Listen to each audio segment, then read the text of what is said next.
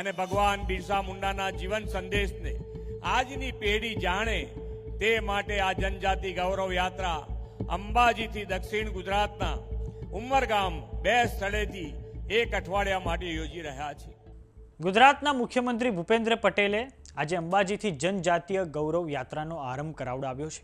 આ યાત્રાનું આયોજન ભગવાન બિરસા મુંડાની 150મી જન્મ જયંતિ ઉત્સવના ભાગરૂપે કરવામાં આવ્યું છે। આ યાત્રા ભારતના આદિજાતિ સમુદાયના પરાક્રમ, બલિદાન અને સાંસ્કૃતિક વારસાને લોકો સુધી પહોંચાડવાનો એક પ્રયાસ છે। તો બીજી તરફ દાંતાના કોંગ્રેસના એમએલએ કાંતિ ખરાડી મુખ્યમંત્રી ભૂપેન્દ્ર પટેલને રજૂઆત કરવા ન પહોંચી શકે તેને લઈને પોલીસ દ્વારા તેમના ઘરે ચુસ્ત પોલીસ બંદોબસ્ત ગોઠવી દેવામાં આવ્યો છે। નમસ્કાર, જમાવટ સાથે હું છું પાર્થ।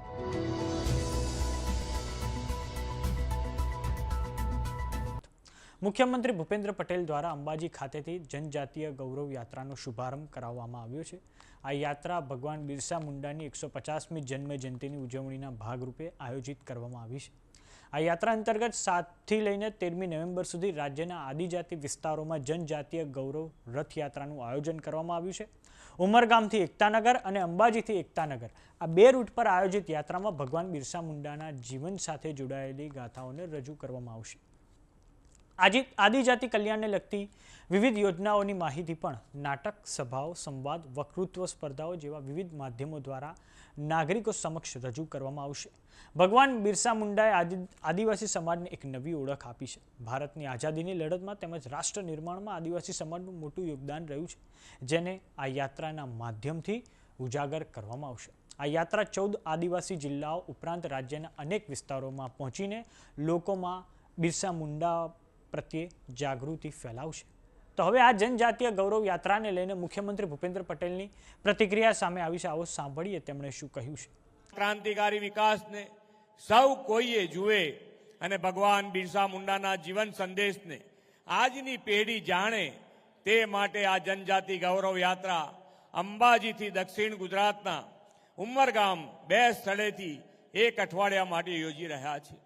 એકતાનગરમાં 1 થી 15 નવેમ્બર સુધી ચાલી રહેલા ભારત પર્વમાં પણ ભગવાન બિરસા મુંડાની જીવન ઝાંખીનું પેવેલિયન ઊભું કરવામાં આવ્યું છે। દેશના આદિવાસી રાજ્યોની હસ્તકલા અને ખાણીપીણીના સ્ટોલ પણ રાખવામાં આવ્યા છે। આજે માં આદ્ય શક્તિના ધામમાં અંબાજીથી મને આ યાત્રાનો આરંભ કરવાની તક મળી છે। આ ગૌરવ યાત્રાની 13 નવેમ્બર એકતાનગર ખાતે પૂર્ણાહુતિ થશે। યાત્રા દરમિયાન ગામોમાં રાત્રે ભગવાન બિરસા મુંડાના જીવનને સ્પર્શતા નાટકો પણ યોજાવાના છે।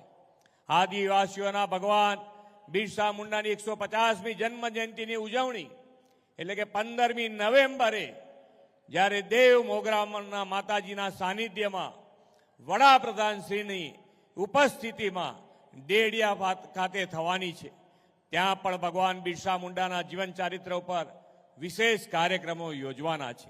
આ ભવ્ય યાત્રાની શરૂઆતની સાથે સાથે એક રાજકીય વિવાદ એ થયો છે કે દાંતાના એમએલએ કાંતિ ખરાડી જાતિનો દાખલો કઢાવવામાં જે મુશ્કેલી પડી રહી છે તે વિશે રજૂઆત કરવા માટે તેઓ સીએમ ભૂપેન્દ્ર પટેલના સભા સ્થળે પહોંચે તે પહેલા જ પોલીસ દ્વારા કેટલાક આદિવાસી આગેવાનોની અટકાયત કરવામાં આવી છે। આ ઉપરાંત દાંતાના કોંગ્રેસના એમએલએ કાંતિ ખરાડી સીએમને રજૂઆત ન કરવા પહોંચી શકે એ માટે તેમના ઘરે પોલીસ બંદોબસ્ત ખડકી દેવામાં આવ્યો હતો, પરંતુ એમએલએ સવારથી જ પોતાના ઘરે નહોતા।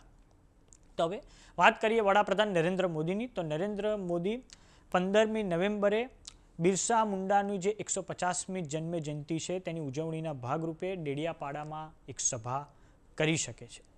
તો આ બાબતે તમારું શું માનવું છે અમને કોમેન્ટ બોક્સમાં લખીને જરૂર જણાવો। જો તમે અમને યુટ્યુબ પર જોઈ રહ્યા તો સબસ્ક્રાઇબ કરો, જો તમે અમને ઇન્સ્ટાગ્રામ અને ફેસબુક પર જોઈ રહ્યા તો ફોલો કરો, સાથે જ અમારી વોટ્સઅપ ચેનલ આવી ગઈ છે, જોઈન કરવાનું ના ભૂલતા। નમસ્કાર।